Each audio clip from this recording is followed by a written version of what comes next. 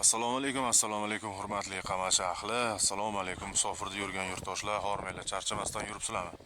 Qishloqdoshlar, bugungi videomiz ham shu e'lon bo'ladi.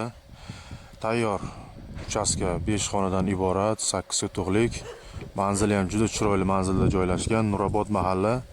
Ana Qarshiga ketishdagi kollejdan o'tgandan keyin ko'chada Qarshi chiqib kelishdagi ko'chadan kirib kelasiz. Kirib kelganingizdan keyin mana shu birinchi ko'cha, mana hozir ko'rinib turgan ko'chamizda joylashgan.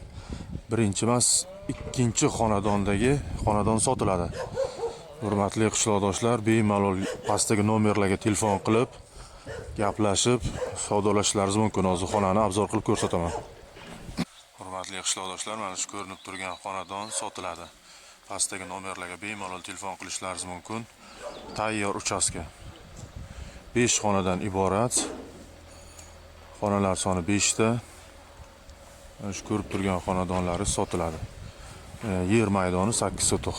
Hujjatlari hammasi joy-joyda. Kelasiz, notariusiz sraz oldi sotib qilasiz. Hurmatli qishloqdoshlar, mana yo'llar asfaltdan oldingi etapda turibdi. Tinch ahil qo'shnilar bemalol kelib, o'zlaringiz ko'rib, uyda savdolashib, gaplashishlaringiz mumkin. Uy mana shunaqa holatda. Tayyor uchastka sotiladi.